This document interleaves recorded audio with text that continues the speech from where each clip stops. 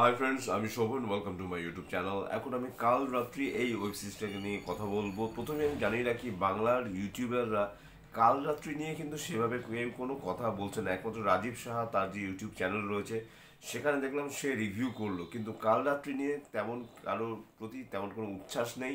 মানে অ্যাকচুয়ালি এই সিরিজটা নিয়ে রিভিউ করা কেন হলো না সেটা আমি ঠিক বুঝলাম না। সিরিজটা ভালো খারাপ যাই হোক, হইচই ওটিটি প্ল্যাটফর্মে 6 ডিসেম্বর 2024 এসছে।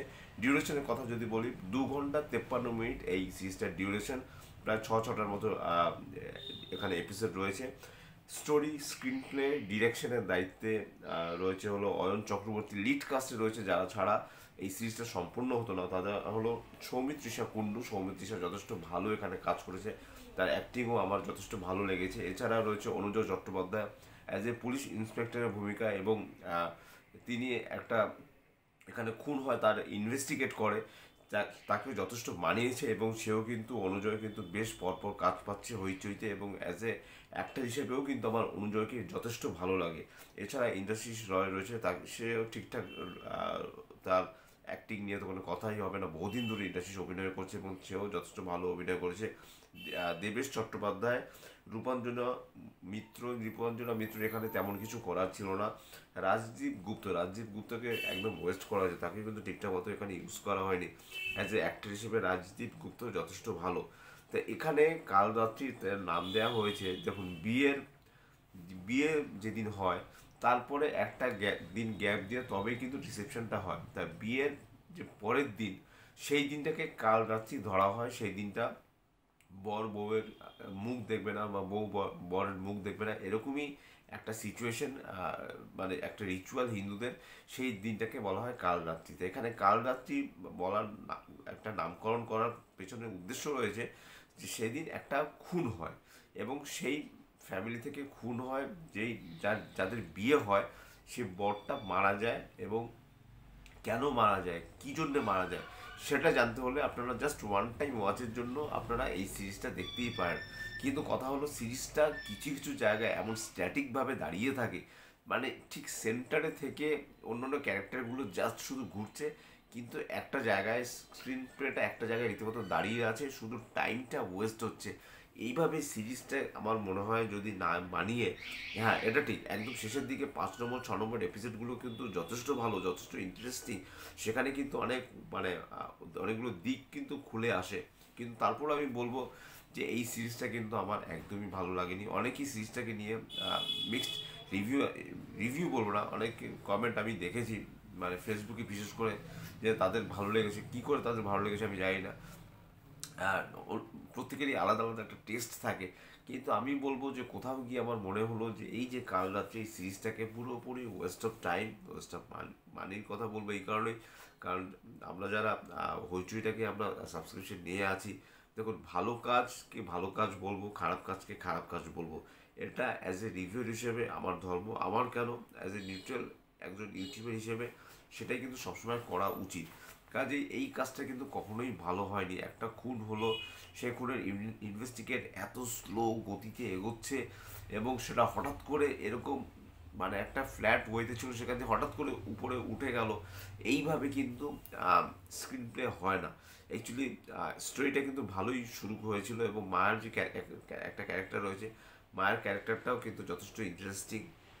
এবং সৌমিত্রিষা কুণ্ডু, সেও যথেষ্ট ভালো, তার অ্যাক্টিং, সে ইমোশনাল মুহূর্তগুলোতে সে কিন্তু যথেষ্ট ভালো অভিনয় করেছে। এবং অন্যান্য কাস্টিংয়ে যারা রয়েছে তারা কিন্তু মোটামুটি অভিনয় করেছে। তাদের কাস্টিং, মানে আমার কাস্টিংটা ঠিকঠাকই রয়েছে, তাদের অভিনয়ে যে এমন খুব একটা মানে লার্জার দ্যান লাইফ হয়েছে, সেই ব্যাপারটা আমি আসছি না। এবং হইচই নতুন যে 10-10টা অ্যানাউন্সমেন্ট করেছে, তার মধ্যে কিন্তু একটা রয়েছে কাল রাত্রি, আরও 9টা রয়েছে। দেখা যাক পরে কি হয়। আহ, মানে সিরিজগুলো যদি ভালো না হয়, দেখুন, হইচই হলো বাংলার 1 নম্বর ওটিটি প্ল্যাটফর্ম, এবং সেখানে আমরা সবসময় একটা ভালো কাজের আশা করবো, সেটাই স্বাভাবিক। কাজে সেখানে যদি এরকম একটা খাজা একটা কাজ আমরা দেখি, তাহলে কাজটা দেখে রীতিমতো কষ্ট হওয়াটাই স্বাভাবিক। এবং এখানে ডিওপির দায়িত্বে রয়েছে রামদীপ সাহা যথেষ্ট ভালো ডিরেকশন অফ ফটোগ্রাফির কাজ করে থাকে। মানে এখন মোটামুটি হইচই যেই কাজগুলো আসছে, রম্যদীপ সাহা কিন্তু প্রায় অলমোস্ট ডিউপির কাজ সবগুলোতেই তিনি থাকছেন। এডিটের কাজে রয়েছে সংলাপ ভৌমিক যথেষ্ট ভালো, তার এডিটের কাজ হয়েছে, মিউজিকটা এখানে বেশ ভালো, এবং এর সাথে যে বিজিএমটা যেভাবে ক্রিয়েট করা হয়েছে সেটা কিন্তু আমার ভালো লেগেছে। মিউজিক এবং বিজিএমের দায়িত্বে রয়েছে হলো শুভদীপ গুহ, তারা তাদের মতো করে চেষ্টা করছে। এই জিনিসগুলো ঠিকঠাকই রয়েছে, বা আর্ট ডিরেকশনের কথা বলি, আমি যে প্রপস বলি, এই জিনিসগুলো ঠিকঠাকই রয়েছে, কিন্তু সেট সেট ডিজাইন বা সেট যেসব জায়গায় সেট ফেলা হয় সাধারণত, সেই জিনিসগুলো কিন্তু বড্ড রিপিটেটিভ লাগে। এই কারণে, কারণ হইচইয়ের কাজ আমরা দেখে দেখে আমাদের পুরো মানে মুখস্থ হয়ে গেছে, কাজেই একই জায়গায় সে একই লোকেশন, শুধু স্টোরিটা আলাদা, এইভাবে কিন্তু আমার মনে হয় না, মানে এটা কিন্তু রীতিমতো দর্শকদের রীতিমতো ঠকানোই হচ্ছে।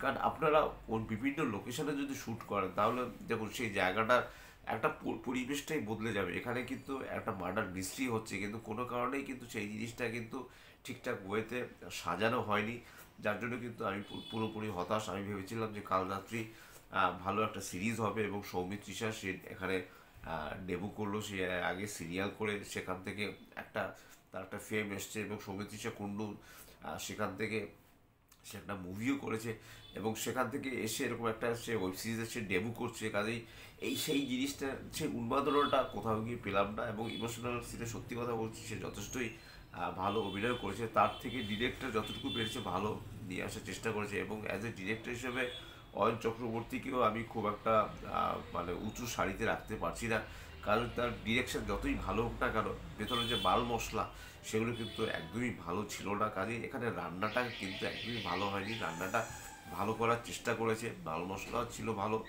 তেল উপকরণ যা যা থাকে একটা রান্নায় সবই ঠিকঠাক মতো ছিল, কিন্তু তার উপাদানটা ছিল বড্ড কম, যার জন্য কিন্তু আমার মতে কাল রাত্রিটা একদমই জমেনি। মানে আমার যদি রেটিং দিই, তাহলে আমি 1.5 আউট অফ 5, মানে 1.5 আউট দেবো, মানে আউট অফ 5-এর মধ্যে আমার রেটিং এরকমই রেটিং হবে, যদিও আমি রেটিংয়ে বিশ্বাসী নই। তো এটাই ছিল আমার কাল রাত্রির রিভিউ। আপনারা যদি আমার চ্যানেলটা ভালো লেগে থাকে, লাইক শেয়ার কমেন্ট এবং সাবস্ক্রাইব করতে ভুলবেন না। আমার চ্যানেলকে ইনস্টাগ্রামের লিঙ্ক, ফেসবুকের লিঙ্ক এবং ইউটিউবের লিঙ্ক আমার ডিসক্রিপশন বক্সে দিয়ে দেওয়া রয়েছে, সেখান থেকে আপনারা কমেন্ট করতে পারেন।